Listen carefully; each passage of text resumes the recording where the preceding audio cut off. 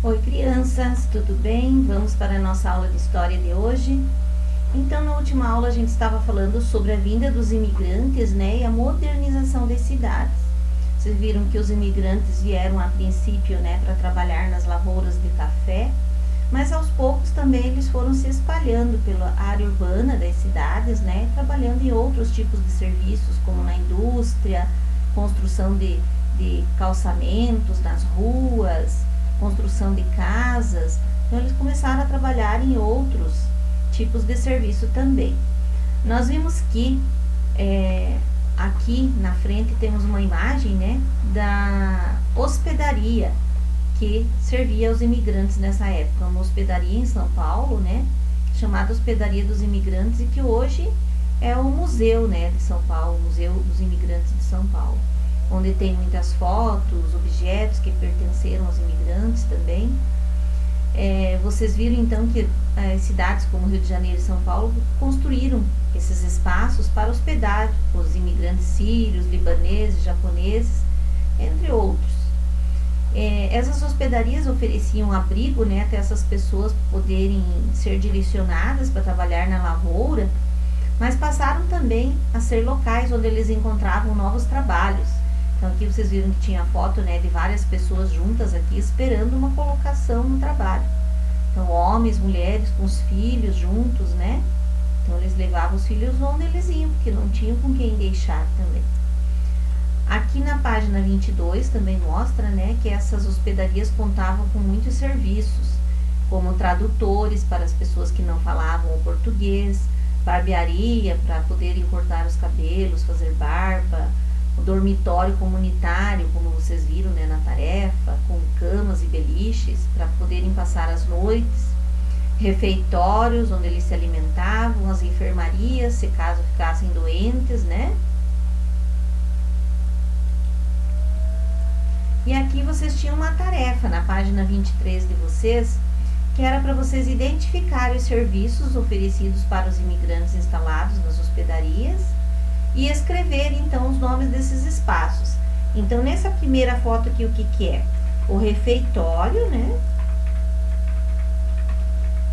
Onde os imigrantes faziam suas refeições.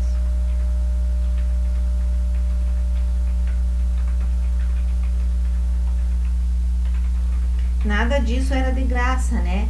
Depois que eles conseguissem os trabalhos, eles tinham que pagar também por esses serviços de hospedagem.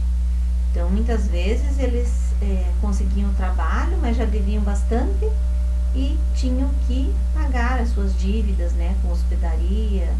Então, não sobrava muita coisa. Como nós falamos, muitos deles vieram para ficar temporariamente no Brasil e acabaram ficando, né? Porque não tinha como voltar, saía caro. Então aqui na segunda imagem, um dormitório.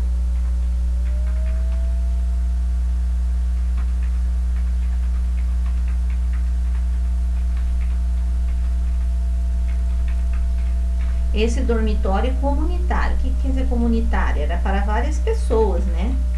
Não era individual nem por família.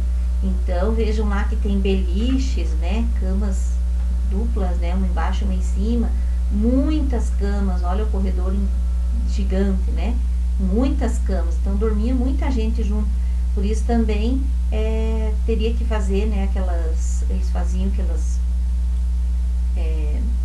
aqui ó, processo de tratamento de saúde, chamado de higienização. Por quê? Porque ficava muita gente junta, né, então era perigoso se alguém pegasse uma doença, alguma coisa, espalhava para todos que estavam ali, né? Então eram ambientes fechados para muita gente dormindo. Esses dormitórios também, eles ficavam temporariamente. Então, nessas hospedarias, era para ser temporariamente.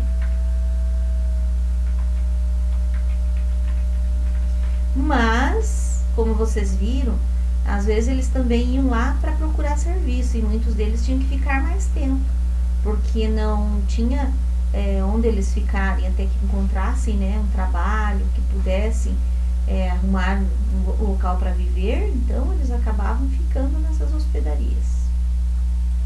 Agora aqui dizia, ó, com a ajuda de um adulto, faça uma pesquisa para responder a seguinte questão.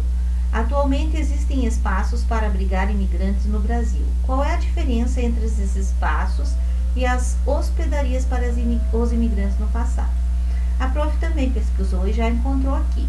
Até inclusive, eu estava lembrando, aqui na nossa cidade de Palmas tem também os albergues, né? Não sei se vocês sabem ali, talvez vocês não lembrem, mas a família de vocês provavelmente lembra onde era a delegacia de polícia, uma época, quase em frente à gráfica Papelaria Caigangue, tinha ali um espaço, era a delegacia de polícia, e hoje é um albergue, né? Foi construído então para dar abrigo a essas pessoas que são transeuntes, que viajam, que ficam temporariamente na cidade, né? Então, para pessoas que não têm onde se hospedar, que não têm condições, né? Nessas hospedarias dos imigrantes, normalmente eles tinham que pagar um valor, né, baixo, mas tinham. E os albergues aqui, normalmente, eles não cobram a hospedagem, né? Eles oferecem esse serviço, pago pela prefeitura, né, do município, mas então não é um local para eles ficarem muito tempo, é só no período enquanto eles estão na cidade, depois eles têm que sair, né? Então não é muito tempo, talvez até tenha uma data limite, isso eu não sei dizer quando, tá? Então vamos responder aqui. A pesquisa que eu fiz lá diz que atualmente os abrigos ou acampamentos são espaços emergenciais e temporários. Normalmente são construídos pequenos dormitórios para receber um grupo pequeno de pessoas e podendo abrigar até mesmo uma família. Então, não sei como que vocês encontraram, então mais ou menos isso deve ser.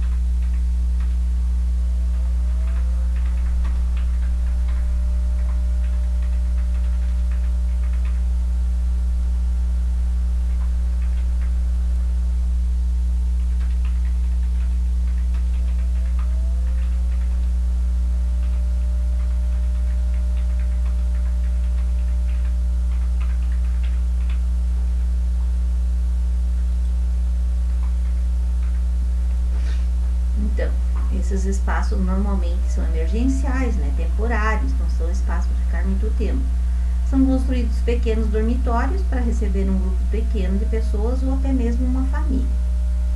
Então, logo após aqui nós temos lá, as ferrovias foram muito importantes, não só para levar o café das fazendas para os portos, mas também para os imigrantes se locomoverem, dos portos até as hospedarias e destas para as cidades e lavouras cafeeiras.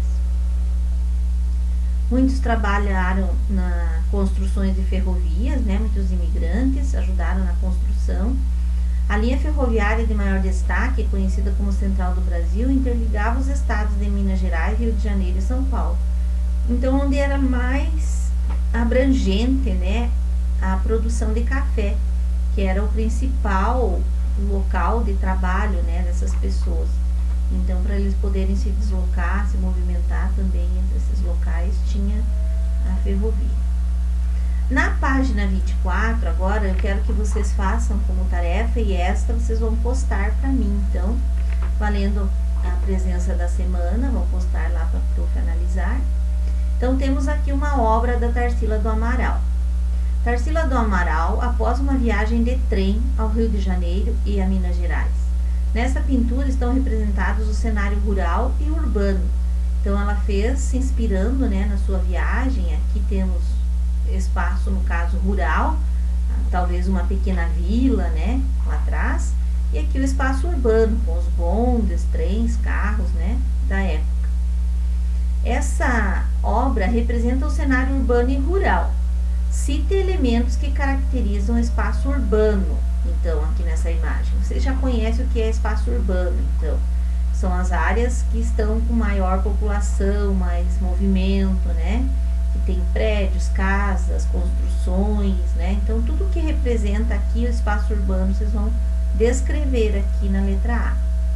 E na letra B diz: inspire-se no estilo de Tarsila do Amaral e desenhe os meios de transporte da cidade onde você vive. Então, atualmente na nossa cidade, quais são os meios de transportes utilizados para a locomoção? Então, vocês vão fazer aqui o espaço urbano da nossa cidade, né, do nosso município, e desenhar aqui os meios de transportes comuns aqui, então, tá bom? Na próxima aula a gente corrige, tá? Então, ficamos até lá. Beijo!